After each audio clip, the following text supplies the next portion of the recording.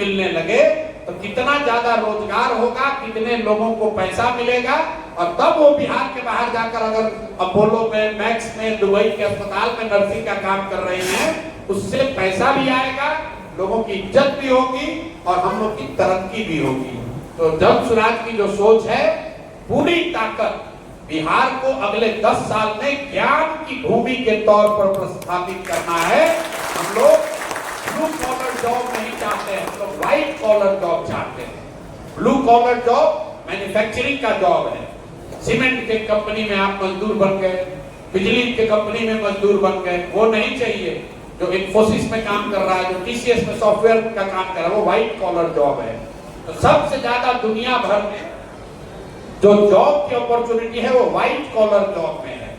एक company TCS 6 lakh लोगों को एम्प्लॉयमेंट उसने दिया हुआ है। 6 लाख लोग काम करते हैं टीसीएस में। कोई सीमेंट की फैक्ट्री, स्टील की फैक्ट्री 6 लाख लोगों को नौकरी नहीं दे सकती है। तो सबसे ज्यादा जहां एम्प्लॉयमेंट की संभावना है वो व्हाइट कॉलर जॉब में है। और व्हाइट कॉलर जॉब उसको मिलेगा जो पढ़ेगा। जो पढ़ेगा ही नहीं तो मजदूरी ही करेगा, चाहे मजदूरी सड़क पर करे या सीमेंट के फैक्ट्री में करे। तो हम लोग का लॉन्ग टर्म विजन बिहार को लेकर ये है कि हम लोग बिहार को ज्ञान की भूमि बनाना चाहते हैं और शिक्षा को आधार मानकर ही यहाँ पर आगे की तरक्की को देखना चाहते हैं। भ्रष्टाचार पर एक अंतिम उत्तर, उसके बाद बात खत्म। भ्रष्टाचार भैया खत्म करने का कोई ऐसा एक उपाय नहीं है कि हम आएंगे और भ्रष्टाचार खत्म हो जाएगा। ये जो आपने देखा केजरीवाल जैसे लोगों ने किया कि हम एक कानून बना देंगे उससे भ्रष्टाचार खत्म होगा, नहीं हो सकता है। इसका पूरे दुनिया में आप अध्ययन कर लीजिए, दुनिया के सबसे ईमानदार देश कौन लोग हैं। सबसे ज्यादा ईमानदार देश की सूची जारी होती है, उसमें भी आपको फिनलैंड, न्यूजीलैंड, सिंगापुर जैसे देश आपको दिखेंगे। उन देशों का आपको जाकर अध्ययन करना है कि वहां पर भ्रष्टाचार को कैसे कम किया गया। खत्म तो कभी नहीं होगा, कम कैसे किया गया।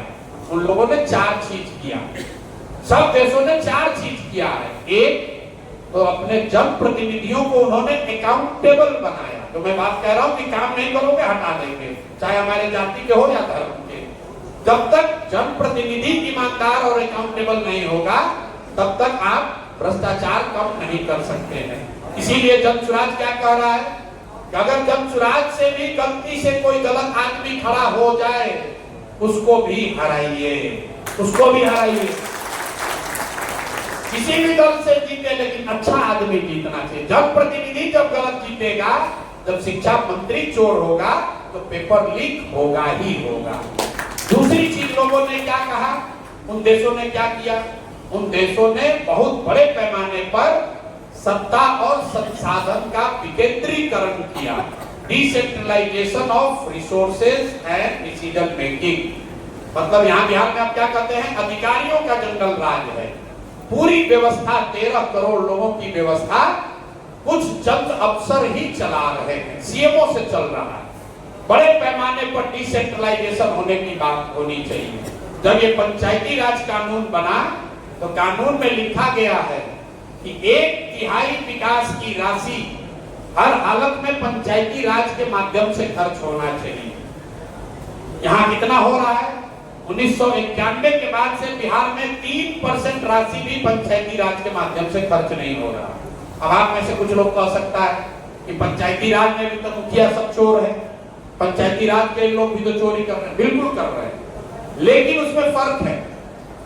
नल जल योजना में चोरी हुई तो जितने वार्ड सदस्य और मुखिया थे, आप जाके आंकड़ा चेक कर लीजिए, करीब करीब 92% वार्ड सदस्य और 80% मुखिया लोग चुनाव हार गए नल जल योजना के बाद। अपने अपने इलाके में देख लीजिएगा। फिर से बता दे रहे हैं, नल जल योजना में चोरी हुई तो उसमें 92% वार्ड सदस्य और 80% मुखिया लोग अपना चुनाव हार गए। लेकिन उसी नल जल में घोटाला करने वाले अफसर पहले भी थे और आज भी हैं। इसलिए चोरी पंचायती राज में भी होगी, लेकिन अगर डिसेंट्रलाइज होगा तो उसमें अकाउंटेबिलिटी रहेगी।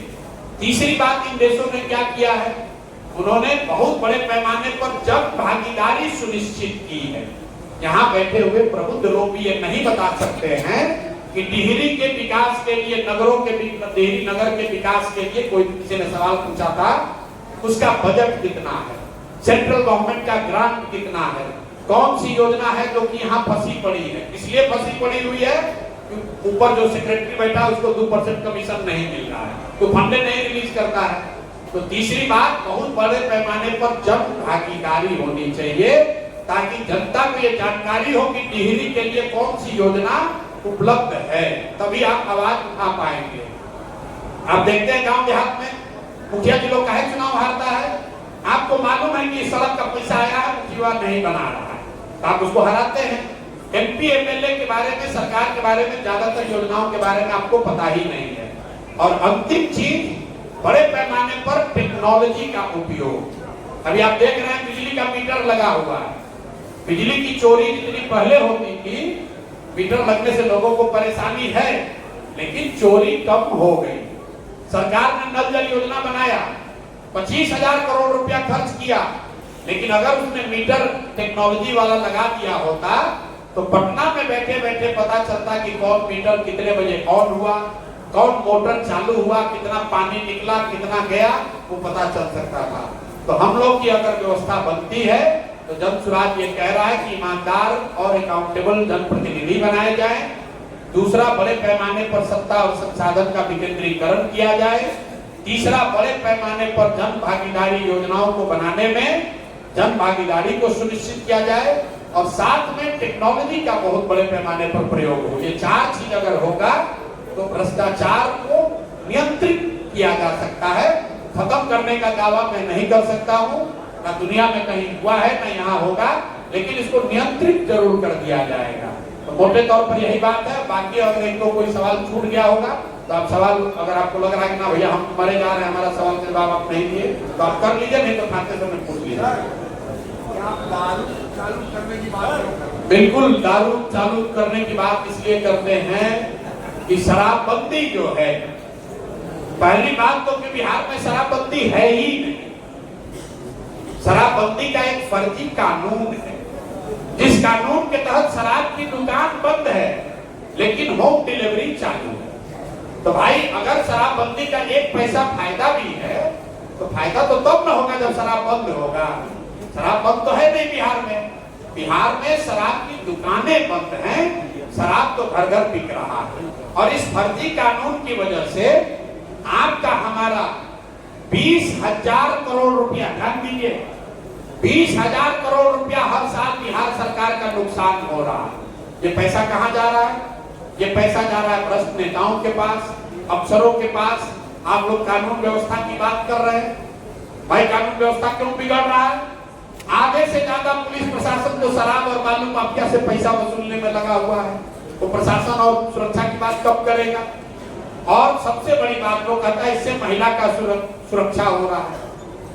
आंकड़े बिल्कुल इसके सपोर्ट में नहीं है। आप जरा भाजपाइयों से पूछिए, ज्यादातर लोग भाजपा का वोटर है, आप जरा भाजपाइयों से पूछिए कि अगर शराबबंदी इतना बढ़िया कानून है तो यूपी जैसे राज्य को इससे काहे महरूम किए भैया, वहां पर भी लागू कर दो।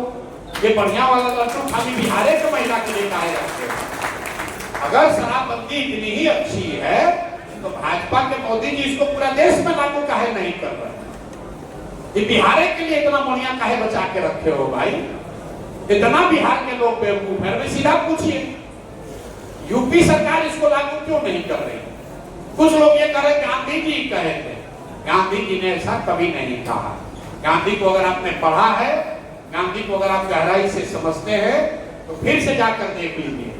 गांधी ने शराब को लेकर, शराबबंदी को लेकर सामाजिक प्रयास की बात कही है, कानून बनाने की बात नहीं कही है।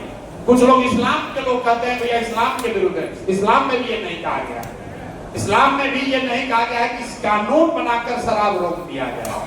वैसे तो गांधी जी ने कहा शाकाहारी होना अच्छी बात है, कल होकर सरकार आके कानून बना देगी जो शाकाहारी नहीं सबको जेल में डाल देंगे, गांधी जी कहे थे।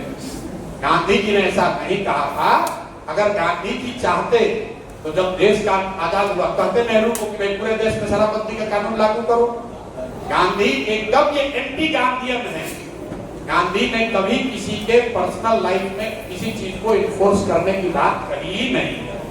और आप एज ए सिटीजन इस बात का ध्यान रखिए, व्यक्ति की जो स्वतंत्रता है, जो संविधान से आपको मिली है, किस धर्म को आप मानते हैं, किस देवी देवता की पूजा करते हैं, कौन सा खाना खाते हैं, कौन सा कपड़ा पहनते हैं, कौन सी पिक्चर देखते हैं, ये संविधान ने आपको अधिकार दिया है। इसमें सरकार हस्तक्षेप नहीं कर सकती है।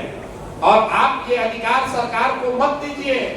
ये शराब पर नहीं रुकेगा, कल होकर दूसरे चीज पर भी आ जाएगा। 10 बरस 20 बरस के बाद कहेगा कि नहीं अब आपको भगवे पहनना है, आपको व्हाइट नहीं पहनना है। फिर कहिएगा ये भी तो बात ऊपर वाले ने कहा। संविधान और ये शराबबंदी का हाईकोर्ट ने, वाईबी गिरी ने केस किया, हाईकोर्ट ने बताया कि ये गैर संवैधानिक है, क्योंकि ये मौलिक अधिकार जनता को है। आप घर में क्या खाते हैं, किस देवी देवता की पूजा करते हैं, कहां पर आपकी श्रद्धा है, ये सरकार का विषय नहीं है। सरकार का विषय स्कूल है, सरकार का विषय सड़क है, सरकार का विषय रोजगार है। तो अपना कमवा छोड़ दिया है और आपके काम में घुस गया है, और आप लोग सब लोग लगे हुए होना चाहिए। भाई जो भी वयस्क है उनको अपना निर्णय लेने का अधिकार होना चाहिए, यही लोकतंत्र है। हम चाहे हम अंग्रेजी में पढ़ें, हमारी इच्छा हम संस्कृत में पढ़ें, सरकार कहेगा नहीं सब लोग अंग्रेजी में पढ़ो, तो सब अंग्रेजी में पढ़ेगा।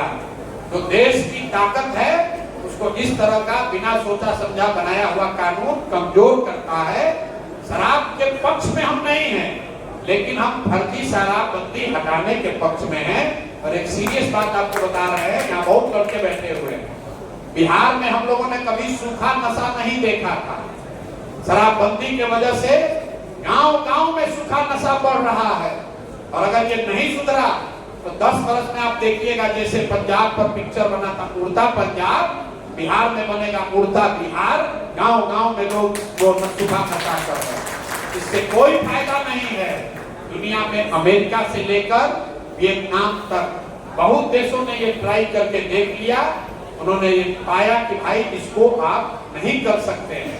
तो जिस चीज को नहीं किया जा सकता है उसको रेगुलेट करना ज्यादा बेहतर ऑप्शन है, बजाय इसके कि आप पूरा ताकत, पूरा शक्ति, पूरा संसाधन इस पर लगा दें कि हम किसी को शराब नहीं पीने देंगे। इससे गरीब का नुकसान है। 100 रुपया का शराब 300 रुपया में बिक रहा है, जहरीली शराब बिक रही है। अब जो पैसा वाला है वो करोड़ों रुपया कमा रहा है और आपका हमारा इससे नुकसान हो रहा है। बहुत बहुत धन्यवाद।